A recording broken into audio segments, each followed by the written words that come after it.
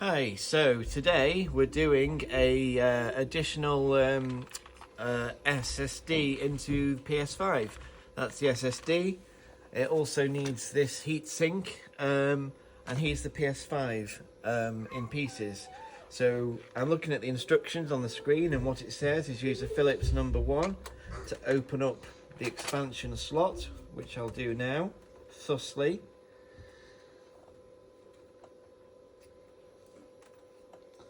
That's clearly not good instructions because or the screwdriver's in the wrong place, because it is definitely a Phillips #2.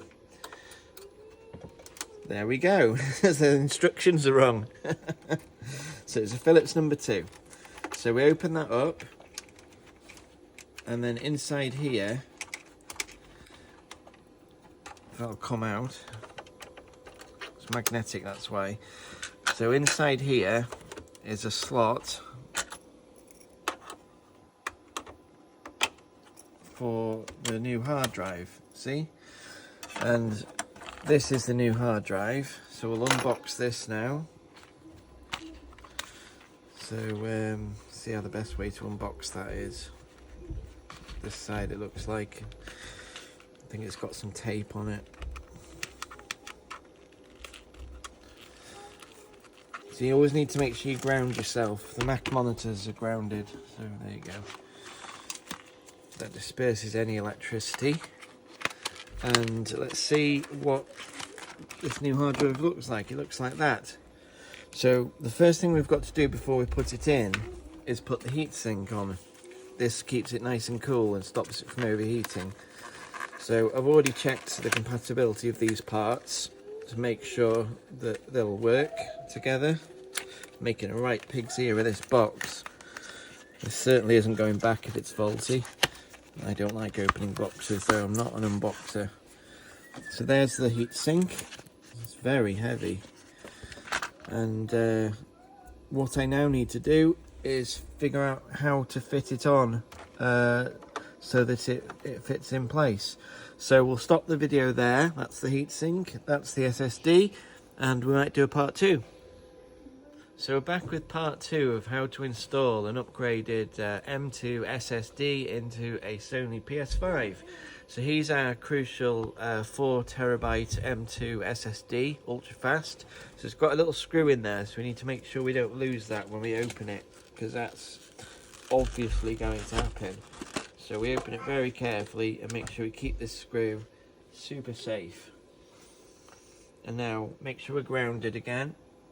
Now we take out the SSD and we slide it into this way into the SSD port on the PS5.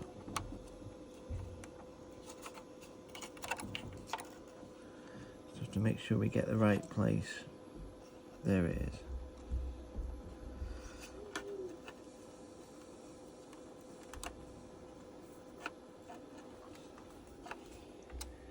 It's not the easiest thing in the world to do, to see.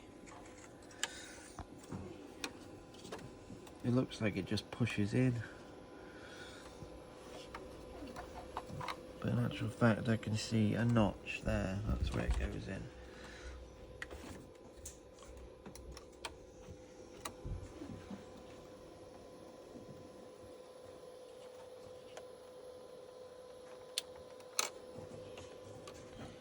Okay, that's in.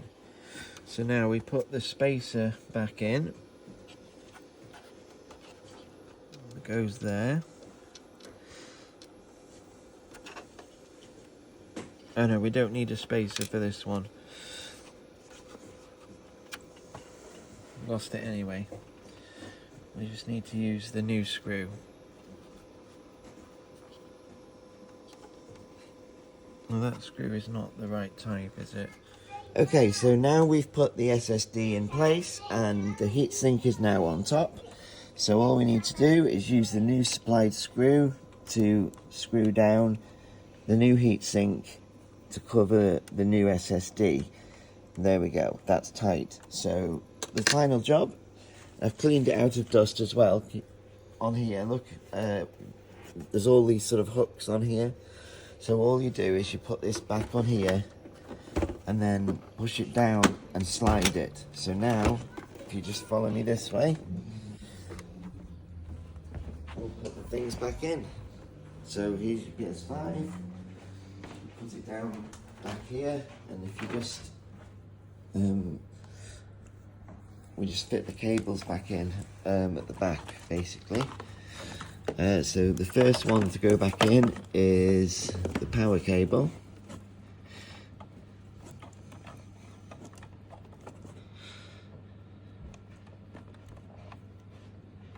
Not easy doing things one-handed. That's one thing you learn very quickly when you're doing videos.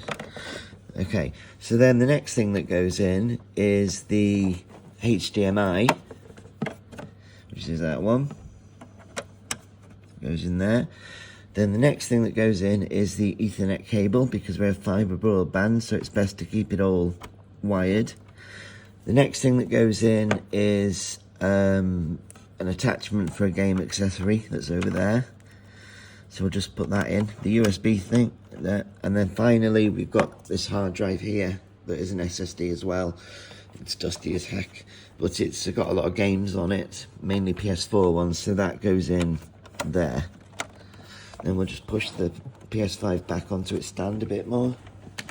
On the front, not actually sure what all these are for, but I think it's to do with the PSVR. So there's one that goes in there, and there's a USB-C cable that goes in there, and that I think is used for charging. So if we turn it back on, hello Chloe, sitting in your favourite place, the PlayStation 5 just powers off and back on again. And then, Jaden, do you just want to hold this camera for me? So every time you unplug the USB extended, the SSD, it asks you to repair it. So you basically just click OK. And then it comes back on again. So you have to repair the USB drive. It's always the same. If you ever take the USB SSD drive out of the back of the PS5, it'll always want to repair it afterwards.